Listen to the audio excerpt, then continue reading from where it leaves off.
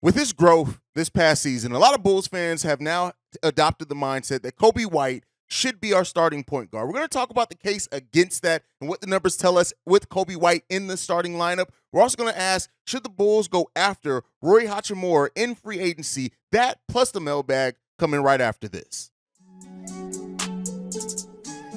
You are now tuned in to Chicago Bulls Central, your number one place for all Chicago Bulls news and content.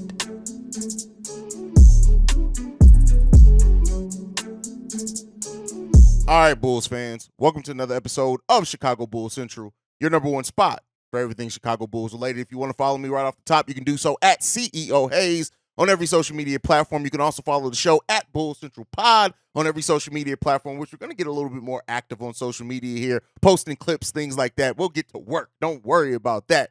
But we're going to get into the topics for today. And starting off, I want to talk about Kobe White. Now, Kobe White has had tremendous growth as a playmaker, ball handler, defender, all this season. Even him picking his shots a little bit better than what he did prior in his career. And he said it, right? And I've said it before as well. If Kobe White can be a starting point guard on this league, now is the best time to do so rather than any other time in his career, as he now probably has the skill set to be a starting point guard in this league. But with that being said, not all things are created equal, right?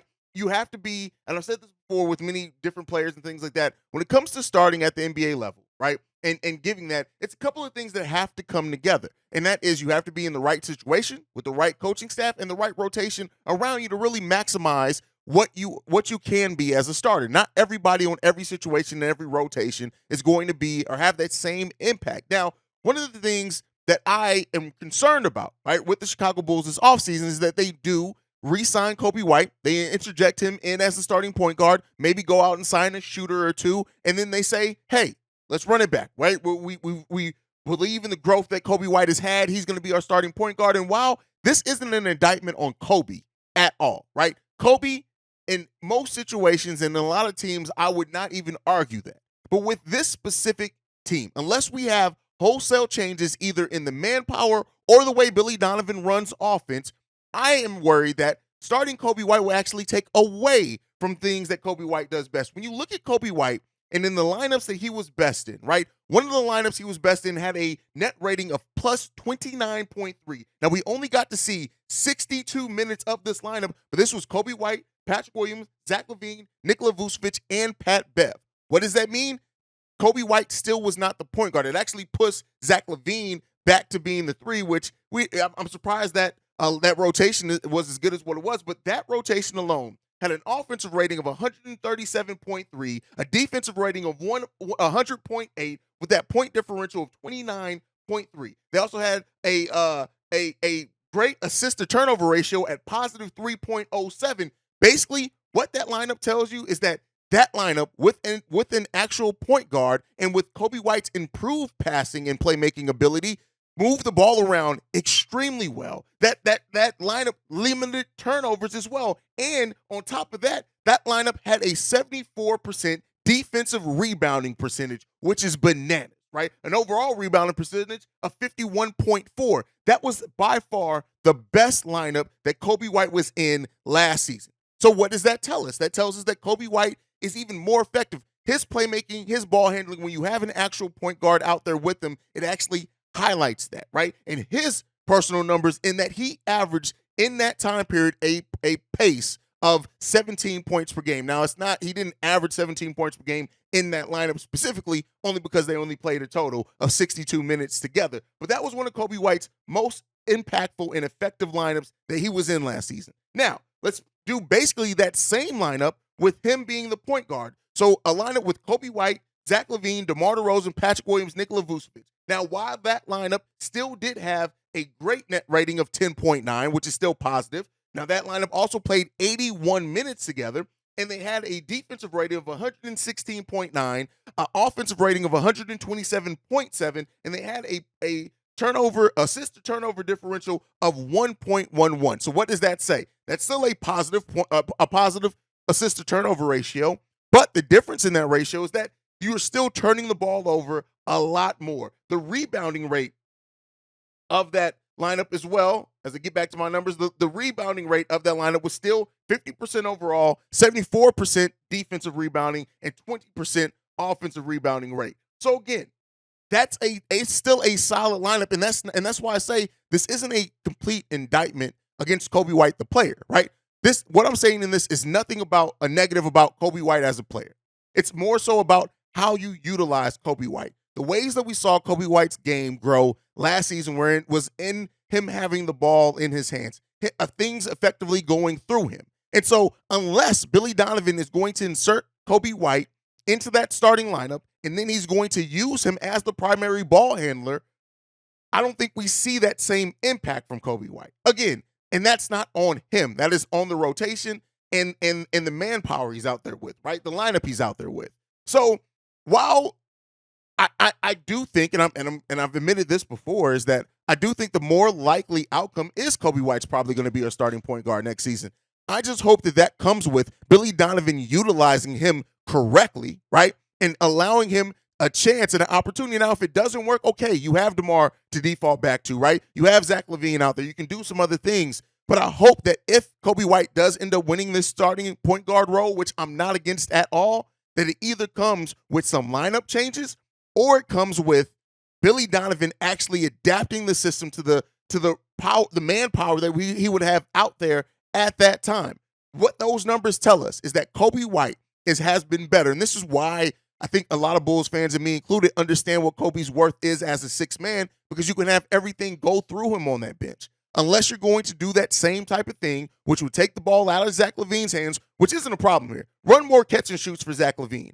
It would take the ball out of DeMar DeRozan's hands, and I don't know if Billy Donovan is ready yet to take that necessary step and to stand up to DeMar in that area. DeMar has become a safety valve for head coach Billy Donovan. And unless that changes, I don't think that inserting Kobe White into the starting lineup, we're going to get the best out of Kobe, or it's the best situation to put him in after having one of his career best years. Let me know what you guys think on all that down below. Just something I wanted to think about, kind of break down, in talking about again. And I just want to make it clear.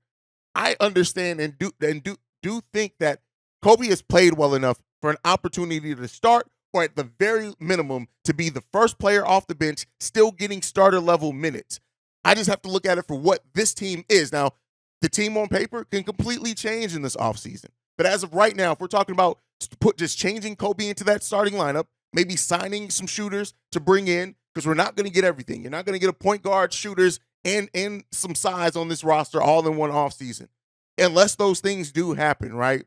I just worry that we would be re-signing Kobe White to just put him in a situation that's not going to be best or represent the way that he had his growth last season. You guys can let me know what you think on that one down below. All right, so next up, I want to talk about a player specifically, and this is a player that's still in the playoffs, and maybe I'm caught up in the moment. But I'm going to ask the question is, should the Chicago Bulls pursue Roy Hachimura in this free agency? And there's a couple of reasons why I'm thinking that, right? We'll talk about his numbers here in a second.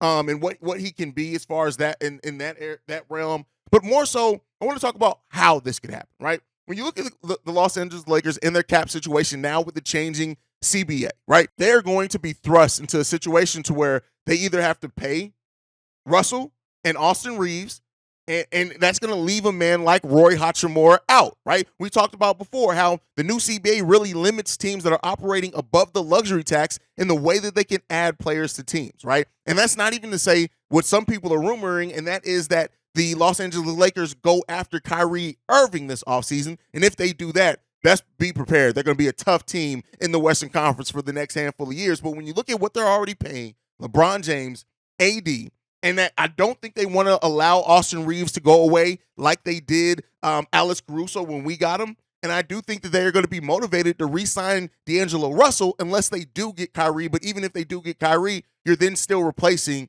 a probably at that point even higher salary. So it makes that Roy Hachimura re-signing maybe unlikely. Roy Hachimura absolutely could be a potential cap casualty for the Los Angeles Lakers, and hopefully the Bulls will be in a situation to take advantage of that. Now, when you look at Roy Hachimura, the Bulls are going to have that mid-level exception level money, right? And if they can convince him to come to the team for that, you're then getting a player that this season between the Lakers and the Wizards has averaged 11.2 points per game, 4.5 rebounds per game on 48% shooting, and also his three-point shooting, 29% three-point shooter with the Lakers, 33% three-point shooter with the Washington Wizards this season, averaging about 2.5 threes per game, right? Also, this is a player that his defensive rating isn't bad. It's not amazing either, but it isn't bad. Is he the 3-and-D shooter that we need in free agency? Not per se, right? But I do look, especially if we're still having Patrick Williams come off the bench this season, which, again, I hope that he plays well enough to where he's not, but he has to earn that. Roy Hachimura could be a signing for the Chicago Bulls that they could go after. It could pay off huge for them. You look at his age as well. He fits that timeline. Only 25 years old, has still shown some growth in his game, and I think how he's played with the Lakers has opened up some people's minds into what he can be. Is he a first option, second option, or maybe even third option scoring? No, but he's a high-level role player that can come in, that understands how to get his spots. I do think you need a point guard with him as well, but he understands how to get his spots, and he does not shy away from the moment. I look at Roy Hachimura as being like, no, this is not like a jewel of a free agent signing or anything, but I do look at him coming in as a player that you can play, and in multiple lineups. He can play the 3. He can play the 4, especially with his height on this size. He may play some small ball 5. That's a joke. I hope. But, with Billy Donovan coaching, you never know. But so that's how I look at it. And again, kind of where I'm focused at least at the onset of this free agency and my coverage there, is really players that are slated to be at that mid-level exception or lower realm, because I just don't see the Bulls spending over that and going into the luxury tax. But let me know what you guys think down below. Do you think that Roy Hachimura could be a good free agent target for the Chicago Bulls this offseason? All right, before we go, we got one voicemail that I want to get into. This one is from Ant, the big homie. What up, Hayes? It's your boy, Ant, the big homie. And I got a couple, comments I want to make about the Bulls. I strongly think that DeMar has to go. I think we reached our ceiling with him. He gave us fantastic offensive games, but overall, he's stopping Vooch from being Vooch, because he's predominantly the more down low player, forcing Vooch to shoot more threes than we're comfortable with him taking, because Vooch got to get him the space down low. B, he's stopping Patrick Williams' growth. And in order for Patrick Williams to be that dude, DeMar has to go. So a couple things I think we should look for with trading DeMar. I think Dallas might look at him. I think if we offer DeMar and, maybe Drummond or someone to Dallas for Christian Wood and Norman Powell and some more, throw-ins to match salaries, I think that would benefit us tremendously. Because now you have legitimate power forward height. I'm not saying Patrick Wood's not a legitimate power forward. You can play the forward. The NBA is multi-position now. It's really positionless. But at times, we just need a bigger body at the forward position to help, because we do a lot of switching, which leaves Patrick Williams on the wing guarding the best perimeter defenders when we switch. And that's taking him from down low to getting the rebounds.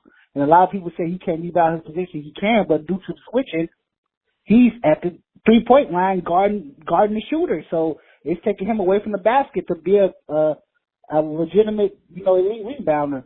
So, we need to look into stop switching so damn much, play man defense, so we can be in position to get the rebound, so we won't be dominated on the glass. That's my thoughts. Let me know what you think. Patrick Williams needs DeMar to go for him to be that guy. Appreciate it, bro. Love you always. All right. Ant says DeMar has to go. And no, I understand why. And I think when you look at the fit with him and Vooch, I think people forget that Vooch came in with his best three-point shooting season ever. 40% from three-point range, right? His highest season after that thing was about 36. That was about 2 years prior. But Nikola Vucevic has only had one season where he was a high-volume, high-percentage three-point shooter. It just was. Now, I think what the Bulls looked at that is they said, hey, if this is something that Vooch can't sustain, we can bring in DeMar. It's going to free up space for DeMar to operate in the mid-range, and then Vooch can get to work from three-point range. What we then found out is that Vooch is not that three-point shooter, and that's fine. Where he thrives at is some of the same areas that DeMar DeRozan, albeit in different ways. And it has affected Nikola Vucevic's game. When you talk about the P. Will part of it, I think it opens up more shots for P. Will and other players, but P. Will still has to own his own development and his aggression level, and being focused and just coming into play every single day, finding out how he can impact the game every single day. Now, I do think that the Bulls should look should explore trade market for DeMar DeRozan, but that is kind of my mindset. That's not DeMar DeRozan exclusive. Every player that's over 30 on an expiring deal, I think you should explore what their value is on the market to see what you can get back rather than risk losing that player for nothing. That's just my mindset, right? And so I do think that the Bulls should absolutely be looking to see what they can get for DeMar DeRozan. Do I think it's likely that he's gone? No. I don't. I don't have the faith that the Bulls are going to do and make the changes necessary that would indicate, hey, let's go ahead and move DeMar. I think DeMar is kind of, I just don't think that AK is going to move him. Now, if I'm wrong by that, I wouldn't hate being wrong by that. But you have to move him in the right deal. I do see the positives, as you said, in moving DeMar. The one thing as well that I think we have to realize too is that it's not going to be a one-for-one. You're not going to move DeMar and all of a sudden, even with more shots, Patrick Williams is going to turn into the guy. It's going to jumpstart that trajectory, hopefully. But if the Bulls are willing, sometimes you have to get worse to get better.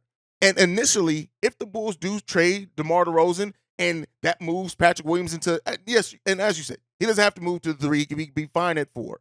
But if you keep him at 4, but he gets more shots, he's more involved in the offense at that point in time, you have to realize that that may come with losing some games. And I think that the Bulls are more primed this season to do that than any season. When you look at it in 2024, they own their own first-round pick. And if you can develop Kobe, Patrick Williams, Dalen Terry more in a season and then add a high-level pick to it, all right, cool.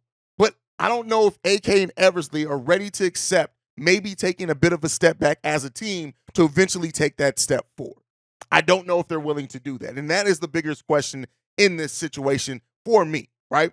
And so looking at the potential of moving DeMar, I'm not against it. You guys know I'm not against it. I just think, I guess we got to wait and see what this team does and what they're willing to do in free agency. But I do agree with a lot of points that you made, and you made a lot of great points there. I also think one that you didn't mention, it does maybe open a more clear path for Dalen Terry to get more minutes as well. You can make that lineup and our play style a little bit more modern in that time also. So we'll see what it means for the Chicago Bulls. And if they do something like that here in this offseason, and I really do hope that they're exploring all avenues to drastically improve this team.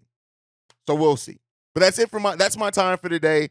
Make sure you follow the show at Bulls Central Pod. You can send us any feedback, questions, comments, concerns, bullscentralpod@gmail.com. Lastly, if you want to leave a text message and or voicemail for the Mailbag episodes, the number to do so, 773-270-2799. We are the number one spot for everything Chicago Bulls related because of you guys. And like I like to end every episode on, go Bulls. Love you guys. See red if you can, y'all. Peace. This has been a presentation of the Break Media.